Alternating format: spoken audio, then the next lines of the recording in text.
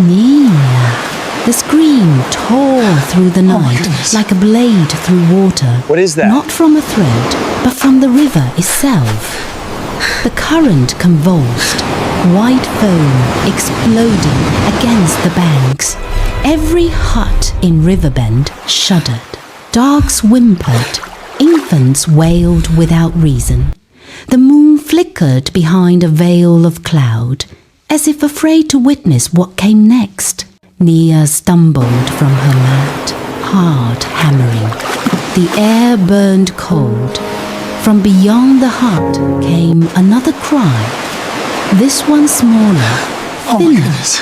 the kind that makes What is blood that? remember its own sins. She ran. Sand scorched her bare feet. Behind the hut, the bamboo cage quivered in the dark.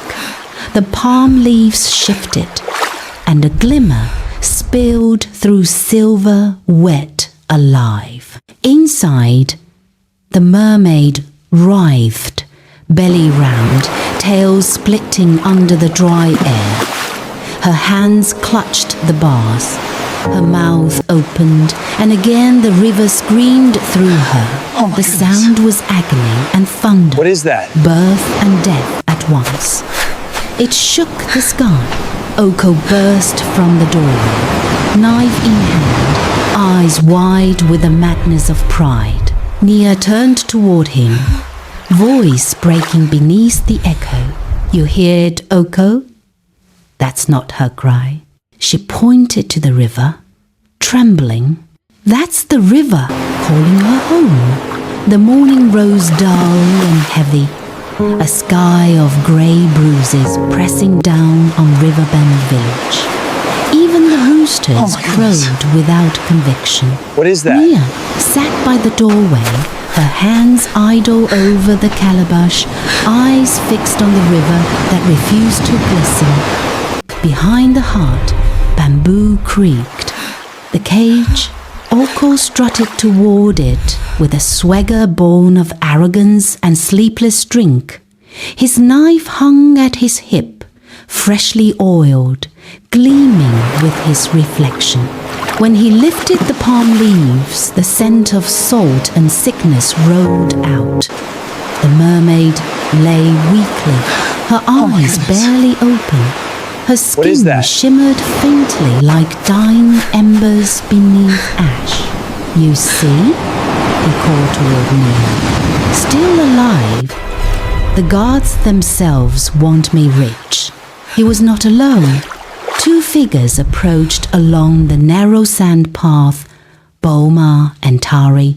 His drinking companions, their laughter cutting through the still air like dull blades. Oko, Boma shouted. We saw your canoe deep in the bend last night. Hunting ghosts again? Oko's grin returned. Better than ghosts. Come, both of you, see what I caught. They followed him behind the hut, their shadows stretching long and lean under the reluctant Sunday. When he lifted the cover, silence fell. Boma's jaw slackened. Spirits save us! Tari muttered a prayer, stepping back. A river woman, with child. Oko puffed his chest. The river's blessing, mine alone. Boma's eyes gleamed, sharp and dangerous. Blessing, you say? Blessings shared are blessings safe. Surely you don't plan to keep this for yourself? Oko's smile curdled. I cast the net. I pulled her out. She's mine by strength. Tari folded his arms.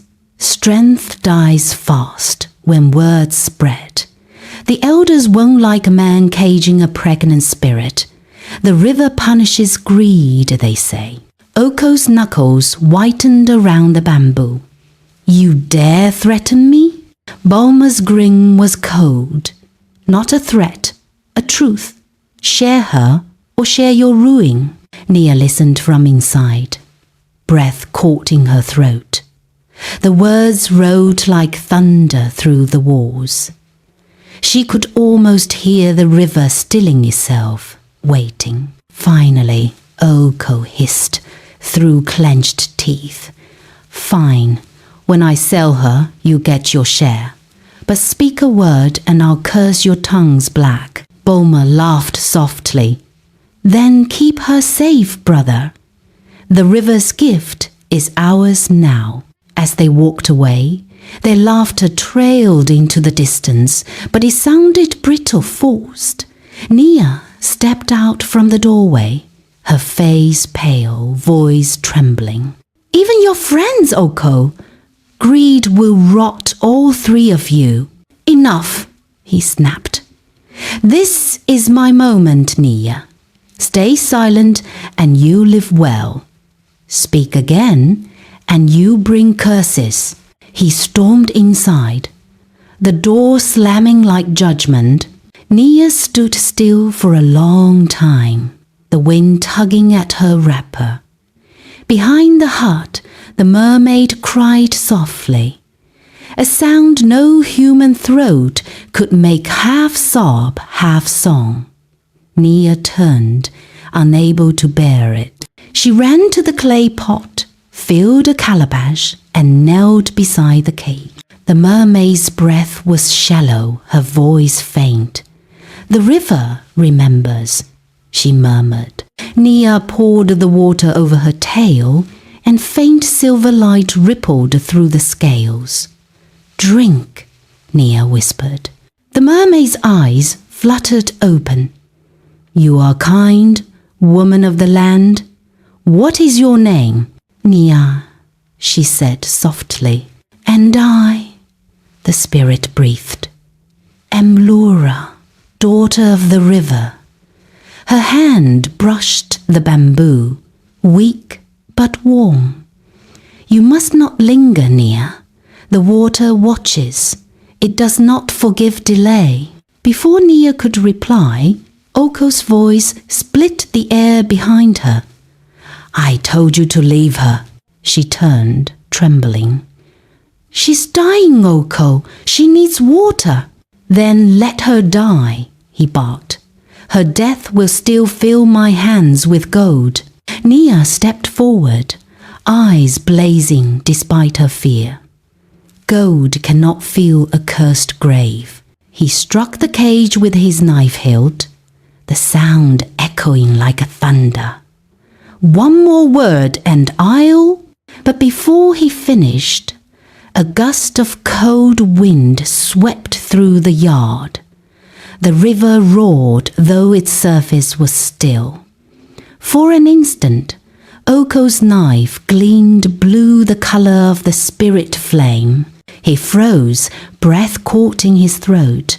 The flame flickered out, but the warning lingered. That night, Riverbend fell into silence. Even the frogs refused to sing.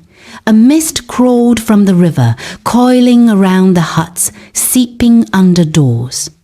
Pots rattled. Water rippled, though no wind blew. Inside, Oko drank from his calabash until his laughter turned slurred, then mean. The river owes me, he muttered to no one. Nia lay awake, staring at the roof beams. The air had grown too heavy to breathe. She could hear it, the faint hum beneath the earth, as if the river's pulse had moved inside her walls. Outside, in the cage, Laura began to hum too, a soft, unearthly tune, rising and falling in waves that made the air vibrate. It wasn't song, it was summons. Nia understood. The river had marked the hour. She rose silently, took the lamp in her trembling hand, and whispered toward the cage. Tomorrow night, before the moon climbs, I will bring you home. The flame flickered blue again, confirmation.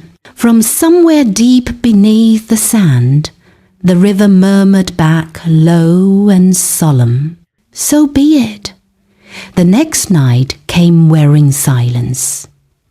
No crickets, no frogs, no wind, only the heavy hum of waiting. The river's scent drifted through the air like a warning, damp and metallic, carrying the breath of unseen watchers. Inside the hut, the lamp burned low. Oko slept on his mat, half drunk, his hand still clutching the knife, as if greed itself demanded guard duty. Nia sat upright, eyes fixed on the bamboo cage beyond the doorway. Lura was barely breathing. Her tail had lost its shimmer, cracked like clay in the Sunday.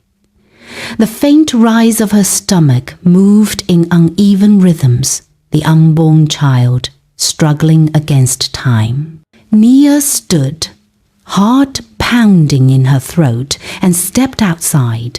The sky above was a bruise of cloud, hiding the moon's face. The air pressed down, hot and still. When she lifted the palm leaves, Lura's eyes fluttered open. "The river," the mermaid whispered, voice thin as thread. "It sings to me. Do you hear it?" Nia listened, and she did. A low tone, deep as a heartbeat, thrummed beneath the earth. The sound crawled up through her feet, through her bones, into her skull. Words hid inside it. "Time is closing. The door will open only once." "What door?" Nia whispered. "The gate of the current," Lura said, voice trembling. "When the moon rises full tomorrow, the river's womb will open. If I do not return then, my child will die, and your land will forget rain." Nia felt the blood drain from her face. The river's law, life for life, delay for drought, a curse that punishes all. "Then I will take you myself," she said, her voice shaking but sure. Lura's eyes filled with tears. "You would risk your soul for a spirit." "I would risk it for mercy," Nia answered. Before the mermaid could speak again, the door crashed open behind her. Oko's voice, ragged and loud. "Still here? Still defying me?" He stepped into the lamplight, knife glinting, eyes red as coals. Nia rose slowly, turning to face him. "She will die, Oko. The river calls her." He laughed a harsh, drunken sound. "The river owes me. You all owe me. I am the one who dared to take what others fear." Nia stepped forward, her voice low measured. "And when the river dares to take back what you stole, what will you say then?" His face twisted. He raised the knife but froze. The lamp flame flared blue, stretching tall as a finger. Oko stumbled back, eyes wide. "What? What is that?" Nia whispered. "The river watches." The flame bent toward her, as if bowing. In that moment, she felt something move through her, the pulse of the current, the breath of every drop she had ever drunk.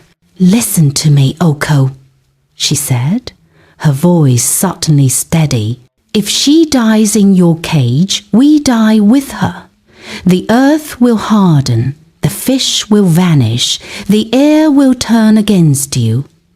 Let her go before the moon's door closes." He sneered. "You speak like an elder now? Foolish woman!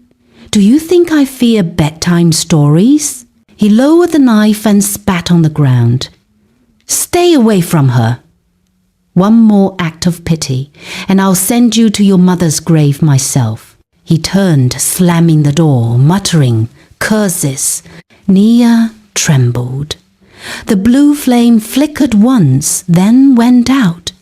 Only darkness remained. But in the silence, she heard it again, the river's voice, this time clearer, feminine, ancient. "You have chosen. The vow will be tested. She knelt beside the cage. "Tell me what to do," she whispered. Lura's eyes shimmered faintly. "Before the moon climbs, bring me to the water.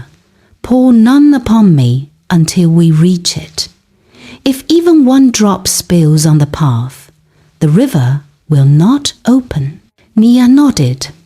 "I understand." The mermaid's tail twitched weakly, the sound like wet silk tearing.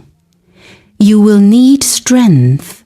The river helps those who walk alone." "I am not alone," Nia said softly. "You carry the river inside you." The mist thickened around them, glowing faintly silver. Somewhere within it, shapes moved, faces of women, children, and fish drifting like echoes. The ancestors of the water tribe, one voice whispered close to her ear. "To save life, you must face loss." She bowed her head. "Then let the river take what it must." When she looked up again, the mist was gone. The air was warm. The night had begun to breathe again. Inside the hut, Oko snored, the sound of a beast too proud to sense the knife of fate poised above him. Nia rose, went to the window, and watched the river glow faintly under the clouded moon. Each pulse of light matched her heartbeat. She pressed her palm to her chest, whispering the vow aloud so the spirits could hear. "I, Nia of River Bend, break the law of men to keep the law of the water. Before tomorrow's moon is full, I will return what was stolen. If I fail, let the river take me too." The air shifted. The frogs began to sing again. The vow had been sealed. She turned to the sleeping form of her husband, his hand clutching the knife like a child clutching a toy. "Sleep, Oko," she whispered. "Dream of gold while I steal back your soul." Outside unseen, the river rippled once. A silver fish leapt, then vanished.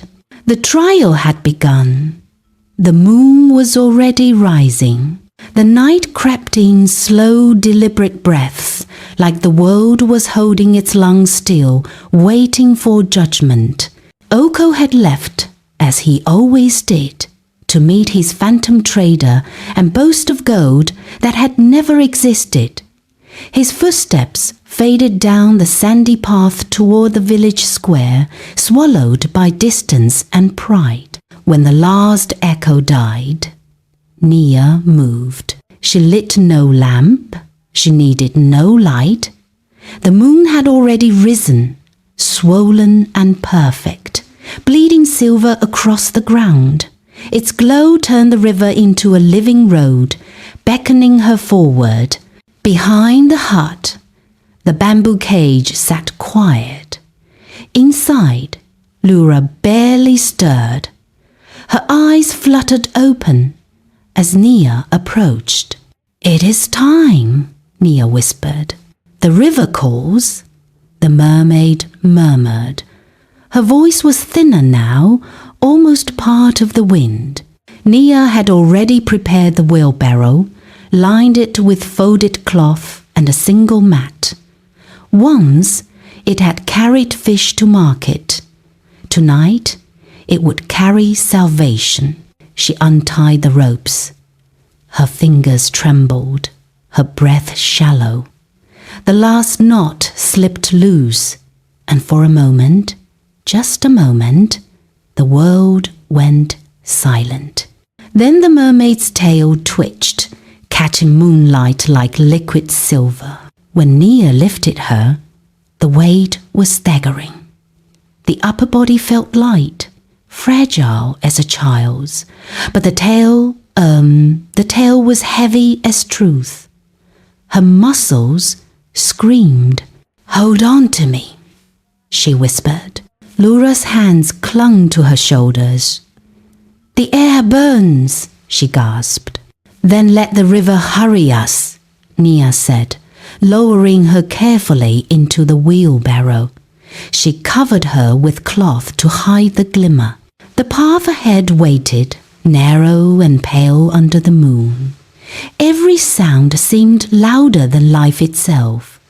The wheel creaking, sand shifting, frogs holding their breath. Halfway through the village, Nia froze. From somewhere behind came a noise, a footstep, or the imagination of fear. She turned, nothing but shadow. She pushed forward. The wind began to move differently, cool against her skin. The smell of water thickened. Each step felt heavier, as if unseen hands were pressing against her back, testing her resolve. She whispered a plea. River mothers, open your eyes. I return what was never mine. A current of cold air swept past, almost gentle, and the wheel rode easier. When they reached the last cluster of huts, Nia stopped.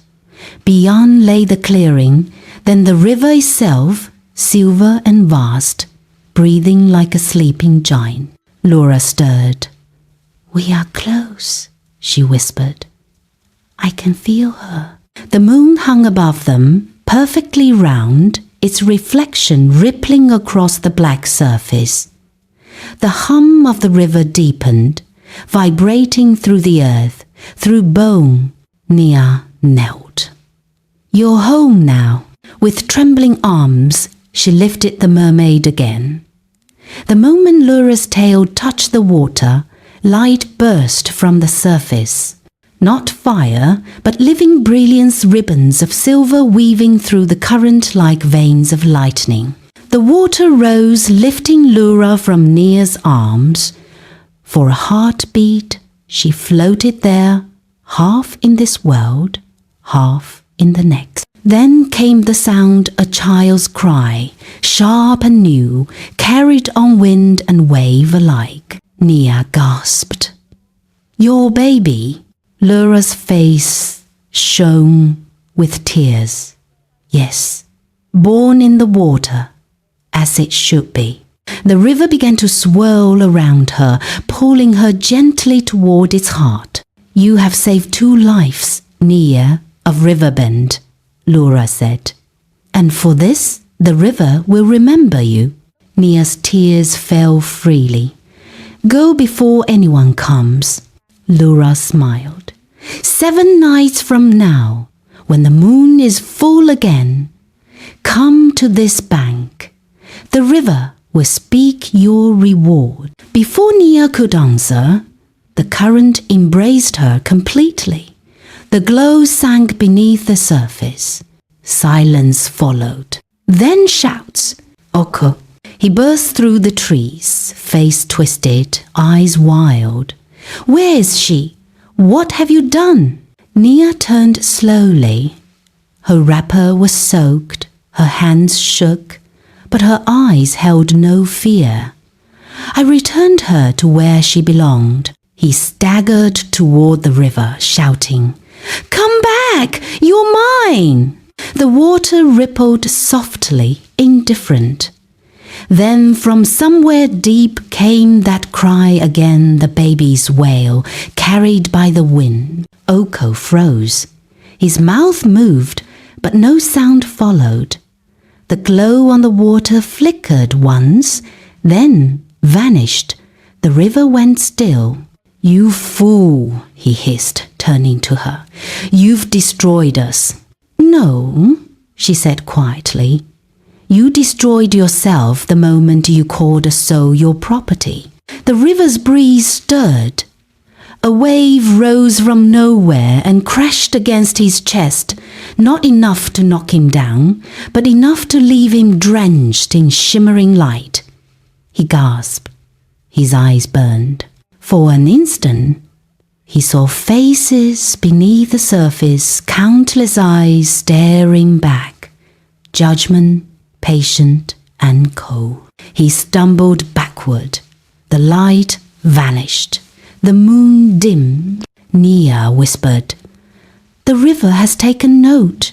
Then she turned, leaving him at the bank, alone with the silence he'd earned.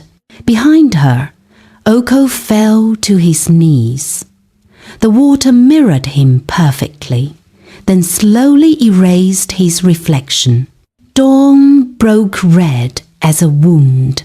The sun crawled up the horizon like an angry eye, spilling blood-colored light over Riverbend village. The wind was still, the air heavy. The birds refused to sing. Even the river eternal, talkative, restless, lay silent, its surface flat as hammered iron. Oko stood at the bank, eyes hollow from sleeplessness. His nets hung limp beside him, untouched. He cast one into the water and waited. When he drew it back, it was empty. Again, empty, again, until rage began to chew his breath. He screamed, "Ungrateful spirit! The river owes me!" The echo came back twisted, whispering, "No man owns the river." He dropped the net and staggered home, soaked in defeat. By midday, Boma and Tari arrived, sweat slick on their brows, smiles sharp as knives. "Oko," Boma said, "we came for our share." Oko's face twitched.